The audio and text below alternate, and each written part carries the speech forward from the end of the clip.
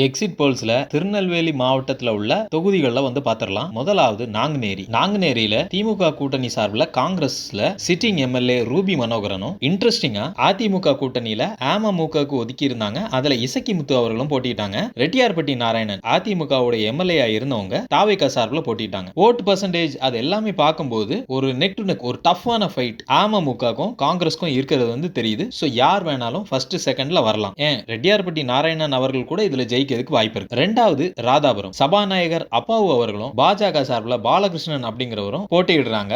Voting percentage எல்லாமே பார்க்கும்போது ஒரு ஈஸியான ஒரு விக்டரி யாருக்குன்னா சபாநாயகர் அப்பாவுக்கு. திருநெல்வேலியில பாத்தீங்கன்னா ஒரு மும்முனை போட்டியா தான் இருந்துச்சு. திமுக சார்பில் சுப்பிரமணியன் அவர்களும் தச்சை கணேசராஜா அவர்களும் அதிமுக சார்பிலையும் RS முருகன் அவங்க வந்து தாவேகா சார்பிலையும் போட்டிட்டாங்க.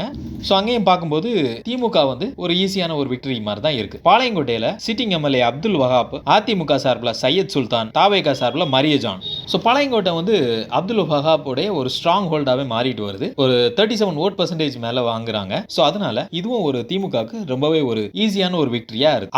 அம்பாசமுத்திரம் காங்கிரஸ்க்கும் அதிமுகவுக்கும் ஒரு சரியான டஃப்பான போட்டி. ஏன்னா ரெண்டு பேருமே வந்து வேட்டரன்ஸ். அதிமுக சார்பில் எஸ்கி சுப்பையா, காங்கிரஸ்ல விபி துரை அப்படிங்கிறவங்க, தாவேகா சார்பில் ராஜகோபால். சோ ஓட்டு பர்சன்டேஜ் அது எல்லாமே பார்க்கும்போது ஒரு நெக் டு நெக் ஒரு ஃபைட் மாதிரி இருந்தாலும் எஸ்கி சுப்பையா அவங்களுக்கு வந்து ஒரு லீடு இருக்கிற மாதிரியே இருக்கு. சோ அதனால வின்னர் வந்து எஸ்கி சுப்பையா அப்படின்னு வந்து சொல்லிடலாம். சோ ஓவராலா திருநெல்வேலி டிஸ்ட்ரிக்ட் பாத்தீங்கன்னா நாங்குநேரி ஒரு நெக் டு நெக்கா இருக்கு. மிச்சம் உள்ள 4 தொகுதிகளில் 3 டிஎம்கே கூட்டணி வந்துருது. ஒரே ஒரு இதுல அம்பையில அதிமுக கூட்டணி ஜெயிக்குது.